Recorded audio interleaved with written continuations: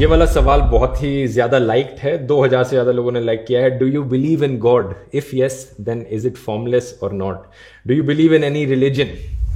इसका जवाब भी बड़ा सीधा है, नहीं। मेरी राय में जितना भी कुछ मैंने सीखा है दुनिया के बारे में, हमारी प्लैनेट की हिस्ट्री के बारे में, एवोल्यूशन के बारे में, ये सारी चीज़ों को समझकर मैंने जो अंडरस्टैंडिंग डेवलप करी है, मेरी राय में कोई भगवान, कोई अल्लाह, कोई गॉड एग्जिस्ट नहीं करता।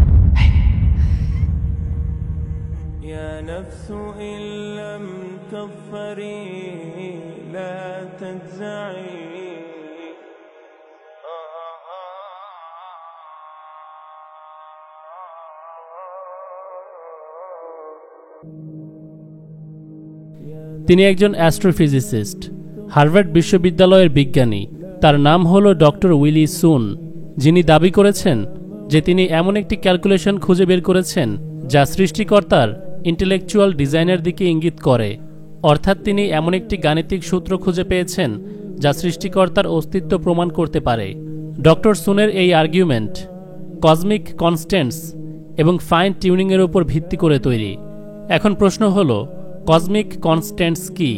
কসমিক কনস্ট্যান্টস হল মহাবিশ্বের এমন কিছু নিয়ম যা সর্বদা অপরিবর্তিত থাকে, যেমন গ্র্যাভিটি, মাধ্যাকর্ষণ শক্তি এবং স্পিড অফ লাইট, আলোর গতি। ফাইন টিউনিং আর্গুমেন্ট অনুযায়ী এই নিয়মগুলি এতটাই নিখুঁতভাবে নির্ধারিত, যদি এতে সামান্যতম পরিবর্তন হতো তাহলে জীবন অসম্ভব হতো। একটি কেক তৈরির উদাহরণ নিন। যদি সেটিতে কম চিনি বা কম ডিম দেয়া হয় তাহলে সেই কেক ভালোভাবে তৈরি হবে না। এখন মহাবিশ্বকে একটি কেকের মতো করে ভাবুন। বিজ্ঞানীরা দেখেছে যে মহাবিশ্বের সমস্ত কিছু মাধ্যাকর্ষণ শক্তি থেকে আলোর গতি পর্যন্ত এতটাই নিখুঁতভাবে সামঞ্জস্যপূর্ণ যে তাতে জীবন সম্ভব হয়েছে। যদি এর মধ্যে সামান্যতম পরিবর্তন হতো তাহলে আজ আমরা এখানে থাকতাম না। আমাদের আজ এই বসবাসযোগ্য পৃথিবীতে টিকে থাকা কি কাকতালীয়ভাবে সম্ভব হয়েছে, নাকি কোনো পরিকল্পনাকারী, কোনো স্রষ্টার হাত রয়েছে এই মহাবিশ্বকে প্রাণী এবং মানব জীবনের জন্য উপযুক্ত করে তৈরি করার পেছনে? ডক্টর সুন ইউকের বিখ্যাত ম্যাথমেটিশিয়ান পল ডিরাকের উদ্ধৃতি দিয়েছেন, যে উদ্ধৃতিটি হল, ঈশ্বর একজন অত্যন্ত উচ্চ স্তরের গণিতবিদ। এর অর্থ, গণিত আমাদের মহাবিশ্বের সর্বত্র উপস্থিত। ডক্টর সুনের বিশ্বাস কিছু গাণিতিক প্যাটার্ন কেবল সংখ্যা নয়, বরং তারা হয়তো কোনো ঈশ্বরীয় সৃষ্টিকর্তার ইঙ্গিত বহন করে। গ্র্যাভিটি, এই গ্র্যাভিটি যদি আর একটুখানি স্ট্রং হতো তাহলে তারকাগুলো খুব দ্রুত ফিউল বার্ন করে নিভে যেত এবং প্ল্যানেটগুলো নির্মাণ হতো না, যার ভেতরে জীবন আসাও সম্ভব হতো না। ঠিক একইভাবে গ্র্যাভিটি যদি একটু দুর্বল হতো তাহলে স্টার এবং প্ল্যানেট তৈরিই হতো না, আর স্টার ফর্ম না হলে জীবন তৈরি হওয়ার তো কোনো প্রশ্নই আসে না। এবং যখন আমরা বলি যে গ্র্যাভিটি খুব সুন্দরভাবে ফাইনলি টিউনড অবস্থায় আছে, আমরা বোঝাতে চাই বিগ ব্যাং এর পর গ্র্যাভিটিকে যদি এলোমেলোভাবে নিজে থেকেই এখন যেই মাপ অনুযায়ী আছে এখানে আসতে হতো, তাহলে তার এই পজিশনে আসার চান্স হতো 1 in 10⁻60। অর্থাৎ একের পরে 60টি শূন্য লাগিয়ে দিন। ঠিক ততবার চেষ্টা করার পর গ্র্যাভিটির সুযোগ রয়েছে মাত্র একটি সুযোগ ব্যবহার করে সঠিক পরিমাপে আসার। যেটা অচিন্তনীয়, যেটা অবাস্তব। কতটা অবাস্তব আমি আপনাকে সহজ উদাহরণ দিচ্ছি বোঝার জন্য। আপনি পৃথিবীর যে কোনো কোনায় একটি খেজুর লুকিয়ে রাখুন এবং একজন অন্ধ ব্যক্তিকে বলুন সেটি খুঁজে বের করতে।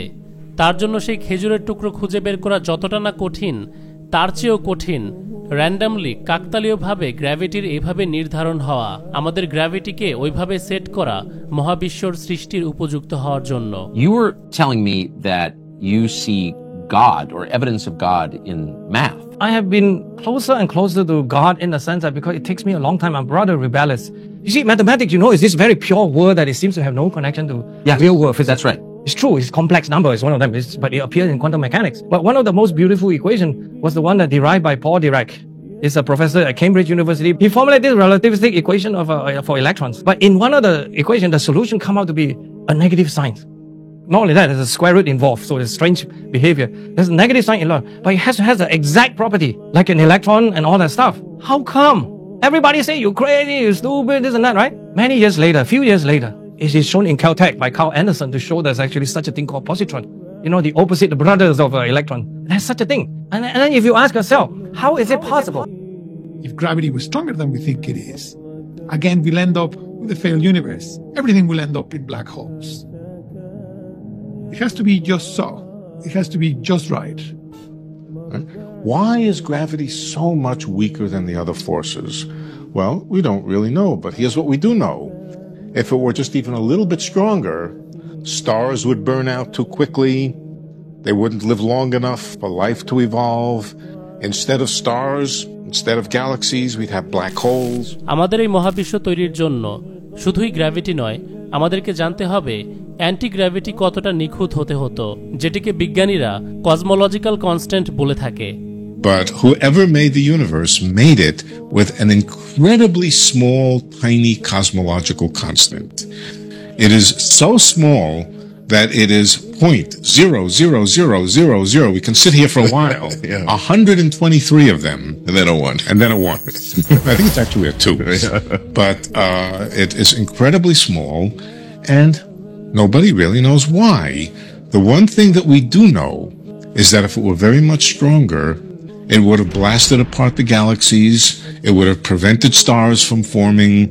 So you have to understand, galaxies and stars and planets formed because gravity pulled them together in the very early universe. This counteracting anti-gravity could have prevented that, could have prevented the formation of stars, planets, and so forth. So if it were just a little bit bigger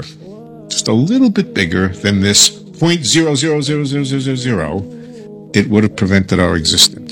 বিজ্ঞানীরা যখন cosmological কনস্ট্যান্টের ব্যাপারে আবিষ্কার করলেন, তখন তারা বুঝতে পারলেন এটি গ্র্যাভিটির সূক্ষ্ম হওয়ার চেয়েও বেশি সূক্ষ্ম হওয়া জরুরি মহাবিশ্বে জীবন অস্তিত্বে আসার জন্য। এবং এই কসমোলজিক্যাল কনস্ট্যান্ট একটুখানি এদিক ওদিক হলে তা কখনোই সম্ভব হতো না। এলোমেলোভাবে কসমোলজিক্যাল কনস্ট্যান্টের সঠিক হওয়ার সম্ভাবনা 1 in 10 to the power 120, অর্থাৎ এবার একের পরে 120টি শূন্য বসাতে হবে। আবারও সহজ উদাহরণ দেই, সেই খেজুরের টুকরো এবার ওই অন্ধ ব্যক্তিকে অন্ধভাবে পুরো মহাবিশ্ব থেকে খুঁজে বের করতে হবে। ওই ব্যক্তির এ কাজে সফল হওয়ার সম্ভাবনা যতটুকু, কসমোলজিক্যাল কনস্ট্যান্টের কাকতালীয়ভাবে গ্রহ, উপগ্রহ এবং সমস্ত যা কিছু মহাবিশ্বে আছে তা সঠিক জায়গায় সঠিকভাবে আমাদের জীবনের জন্য পরিচালনা করার সম্ভাবনা ততটুকুই। তবুও যদি কিছু মানুষ বিশ্বাস করতে সক্ষম হয় যে গ্র্যাভিটি ও অ্যান্টি গ্র্যাভিটি মিলে নিখুঁতভাবে র্যান্ডামলি গ্রহ এবং উপগ্রহ তৈরি করে তা কনস্ট্যান্ট রেখেছে, তাহলে একটি জীবন তৈরির এর চেয়েও কঠিন ক্যালকুলেশনের মুখোমুখি তাকে হতে হবে। এটি খুবই সহজ বিজ্ঞান। একটি জীবন তৈরির মূল উপাদান হচ্ছে আরএনএ। একটি মিনিংফুল সেন্টেন্স তৈরি করার জন্য ইংরেজিতে যেমন 26টি বর্ণ রয়েছে, ফাংশনাল আরএনএ মলিকিউল তৈরি করার জন্য 4 ধরনের 4টি বর্ণের নিউক্লিওটাইড রয়েছে, যেগুলো পরপর নির্দিষ্ট অর্ডারে কমপক্ষে 250টি সাজাতে হবে একটি ফাংশনাল মলিকিউল বা এনজাইম তৈরি করার জন্য। কিন্তু আপনি এর মধ্যে যদি একটি মাত্র ভুল বর্ণ ঢুকিয়ে দেন অথবা সরিয়ে দেন, সেক্ষেত্রে এই পুরো মলিকিউলটি অকার্যকর হয়ে যাবে। এটা কখনোই সম্ভব না কোনো ইন্টেলেকচুয়াল ডিজাইনার ছাড়া এরকম একটি নিখুঁত 4 লেটারের সিকোয়েন্স তৈরি করা। এবার কাকতালীয়ভাবে এটি ঘটার সম্ভাবনা 1 in 10 to the power 150, অর্থাৎ নিউক্লিওটাইডের রসায়নগুলো র্যান্ডামলি বিক্রিয়ার মাধ্যমে সঠিক স্থানে ক্রমানুসারে বসে যাওয়া। একটি পারফেক্ট মলিকিউল বা কার্যকর আরএনএ নিজে নিজেই তৈরি হওয়া অসম্ভব থেকেও অসম্ভব। এবার ওই অন্ধ ব্যক্তিকে খেজুরের টুকরো খুঁজতে মাল্টিভার্সে যদি পাঠিয়ে দেওয়া হয়, তাহলে বিষয়টি যেরকম অসম্ভব হয়ে দাঁড়াবে। এটা তুলনামূলক সবচেয়ে সাধারণ উদাহরণ। বিষয়টি এমন যে আপনাকে একটি কয়েন দিয়ে টস করার মাধ্যমে বারবার নির্দিষ্টভাবে হেড অথবা টেইল ফেলতে হবে। একটি ডাইস যার 6টি দিক রয়েছে, তা দিয়ে আপনি বড়জোর 3 থেকে 4 বার 6 লাগাতার তুলতে পারবেন। কিন্তু আপনাকে যদি বলা হয় লাগাতার 250 বার আপনাকে 6 আনতে হবে, সেটা আপনি ঠিক কতবার চেষ্টার পর করতে পারবেন একবার নিজেই ভাবুন। তাই এরকম ক্যালকুলেশনকে আমরা বাস্তবিকভাবে অসম্ভব বলে যেমন বিবেচনা করি, বিজ্ঞানীরাও একইভাবে মনে করে আরএনএ মলিকিউলের স্ট্রাকচার এলোমেলো নিউক্লিওটাইড দিয়ে নিজে নিজেই সঠিক স্থানে বসে একটি প্রাণ তৈরি হয়েছিল, এটাও বাস্তবিকভাবে অসম্ভব। وقالوا اتخذ الله ولدا سبحانه بل له ما في السماوات والأرض كل له قانتون بديع السماوات والأرض وإذا قضى أمرا فإنما يقول له كن فيكون